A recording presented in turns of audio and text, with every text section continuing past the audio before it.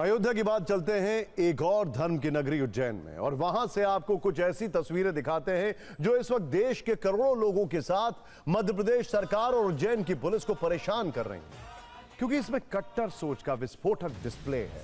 आज पूरे देश में मुहर्रम मनाया जा रहा है, जुलूस निकाले जा रहे हैं, लेकिन 23 जून को महाकाल की नगरी उज्जैन में कुछ लोगों ने मुहर्रम का ऐसा जुलूस निकाला जिसकी तस्वीरें चिंताजनक हैं, लोगों को भयभीत कर रही हैं। इसका वीडियो वायरल हो गया और इस पर कड़ा एक्शन भी हुआ। मुहर्रम को शोक और सब्र का मौका कहा जाता है, लेकिन आरोप है कि उज्जैन में कुछ लोगों ने अपने नफरती एजेंडे की चाहत में इस शोक और सब्र को धमाकों में उड़ा दिया और कार ब्लास्ट वाली कट्टर तस्वीर पेश की है। There you go. पहले इस घटना की कुछ वीडियो देखिए और फिर खुद तय कीजिए यह है क्या। सवाल पूछा जा रहा है कि इसे मुहर्रम में शोक मनाने का तरीका या जुलूस कहा जा सकता है। 23 जून की रात यह जुलूस उज्जैन के बड़नगर के अडान मोहल्ले से निकाला गया। इस दौरान एक क्रेन के जरिए 40 फीट की ऊंचाई पर एक वैन को लटकाया गया। उस वैन पर एक पोस्टर लगाया गया जिस पर लिखा था, ले फिर आ गए हैं। इसके बाद देखते ही देखते दो लोग वैन पर नजर आने लगे जिनके हाथों में लाल रंग का झंडा था। पहले इस कट्टर जश्न में उस झंडे को शान से लहराया जाता है, फिर नीचे उतरने के बाद कार में ऐसा धमाका होता है जो किसी ने सोचा भी नहीं था। अब इस जुलूस पर खूब वैचारिक चिंगारियां निकल रही हैं। लोग सवाल पूछ रहे हैं, मुहर्रम के जुलूस में ऐसी कट्टर मानसिकता का प्रदर्शन क्यों किया गया? ये क्या दिखाने की कोशिश है? जुलूस के दौरान आतिशबाजी आम है, लेकिन ब्लास्ट करके करबला की शहादत को याद करने का यह कौन सा तरीका है? आखिर जश्न और जुलूस के नाम पर ऐसा बारूदी प्रयोग क्यों किया गया? कार पर ले फिर आ गए लिखकर जो पोस्टर चिपकाया गया उसका मतलब क्या था? और अगर वैन में ब्लास्ट के बाद कोई हादसा होता तो इसकी जिम्मेदारी कौन लेता? एक बड़ा सवाल यह है कि इस विजुअल को जरा आप ध्यान से देखें। एक बार इसको फुल फ्रेम पे शॉट दिखाएं जरा, किस तरीके से यह होता है। ध्यान से देखिए, इसको लेकर कई सवाल पूछे जा रहे हैं। और अब तो सबसे बड़ा सवाल यह है कि आखिर क्या यह शो ऑफ स्ट्रेंथ थी? क्या यह अपनी ताकत दिखाने का एक मौका था? और ये कैसी ताकत दिखाई जा रही है अगर ऐसा भी कुछ था? वैसे कार में ब्लास्ट वाले वीडियो वायरल होने के बाद जब यह मामला पुलिस तक पहुंचा तो एक्शन शुरू हो चुका है। अब तक इस मामले में 3 आरोपियों को गिरफ्तार किया गया है। उनके नाम आपको बताते हैं। अभी पुलिस ने शोएब, जाहिद खान और तस्लीम नाम के शख्स को अरेस्ट किया है, जिन्होंने मुहर्रम की आड़ में अपने एजेंडे की आग लगाई और जुलूस की भीड़ में छिपकर यह कट्टर प्रयोग किया है। लेकिन सबकी पहचान हो गई है। इन्हें गिरफ्तार करने के बाद पुलिस ने आरोपियों की परेड भी निकाली, इनसे पूछताछ की और पूरी टाइमलाइन के बारे में बताया। पुलिस के अनुसार सबसे पहला नाम शोएब का है, जिसने मुहर्रम के मौके पर इस विस्फोटक जुलूस का आयोजन किया था। शोएब ने ही कबाड़ में रखी एक वैन को क्रेन पर लटकाने का पूरा प्लान बनाया। इसके बाद आरोपी जाहिद और तस्लीम ने क्रेन से लटकी वैन पर चढ़कर झंडा लहराया और नारेबाजी की। इन तीनों के अलावा पुलिस ने क्रेन के मालिक गोपाल माली पर भी एफआईआर दर्ज की है। अब पुलिस यह पता करने की कोशिश कर रही है कि आरोपी विस्फोटक कहां से लाए और किस प्रकार के एक्सप्लोजिव्स का इस्तेमाल किया गया। वैसे कुछ सवाल लोग भी जानना चाहते हैं। जिस वक्त यह सब हो रहा था तो वहां पुलिस मौजूद थी या नहीं? बड़नगर थाने के अंतर्गत अडान मोहल्ले में जो घटना हुई थी, जिसमें क्रेन में एक गाड़ी को लटका के उसमें पटाखे चला के उसको विस्फोटक जैसा एक विजुअल सामने आया था, उसमें जो मुख्य आरोपी है शोएब खान, उसको पुलिस ने हिरासत में ले लिया है। शोएब खान ने ये सारा जो कार्यक्रम जो है ऑर्गेनाइज करवाया था। इसके अलावा जो 2 लड़के उस गाड़ी के ऊपर चढ़ के झंडा लहरा रहे हैं, जाहिद खान और तस्लीम खान, उनको भी पुलिस ने गिरफ्तार करके हिरासत में ले लिया है। आगे की विवेचना जारी है।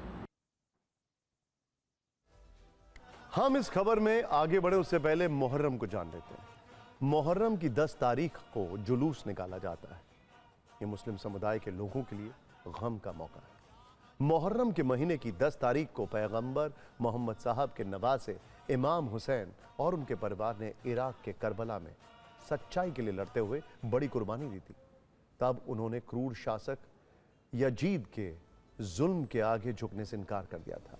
यानी मुहर्रम में सबक है कि सच का साथ कभी नहीं छोड़ना चाहिए। साथ ही मुहर्रम की 10 तारीख, जिसे आशूरा भी कहते हैं, उस दिन उस तकलीफ को याद किया जाता है जिसका सामना करबला में पैगंबर मोहम्मद के नवासों और उनके परवार ने किया।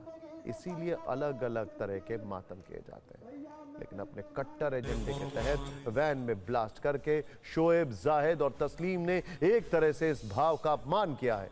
मुहर्रम सिखाता है कि जुल्म और अत्याचार के खिलाफ आवाज उठाना सबसे बड़ी इबादत है, लेकिन उज्जैन में इन आरोपियों ने कार में धमाका करके लोगों को भयभीत कर दिया।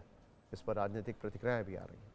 उज्जैन से बीजेपी के विधायक ने इसे सुनियोजित साजिश बताया और आरोपियों पर रासूखा लगाने की मांग की है। वहीं कांग्रेस पुलिस की भूमिका पर सवाल उठा रही है।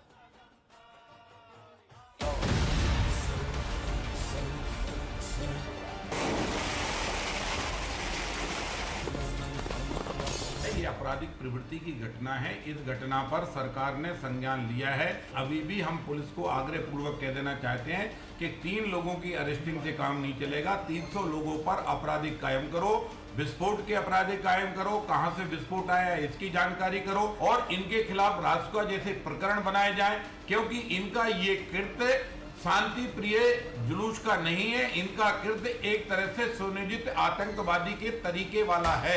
उज्जैन की घटना ये बताती है कि मध्य प्रदेश में किस तरीके से कानून व्यवस्था पूरी तरीके से ध्वस्त हो गई है।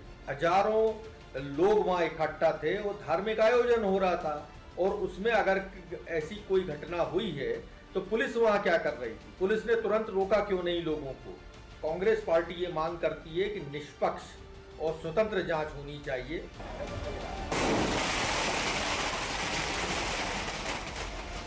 हतप्रभ कर देने वाला, चकित कर देने वाला और बेहद ज्यादा सनसनीखेज मामला ये प्रतीत हो रहा है, जिसे एक खेल बता करके मामले को दबाए जाने का प्रयास हो रहा है। ये हमारी सुरक्षा एजेंसियों के लिए अब एक जांच का मुद्दा है। कहीं इसके पीछे कोई समाज विरोधी, राष्ट्र विरोधी कोई बात तो नहीं है। उज्जैन में मुहर्रम पर यह कट्टर जुलूस निकालने वालों और उनकी समर्थक भीड़ के लिए हमारे पास फिक्र के लेंस भी है, जिसमें आज हम प्रसिद्ध शहनाई वादक रहे भारत रत्न बिस्मिल्लाह खान साहब का एक पुराना वीडियो निकाल कर लाए हैं।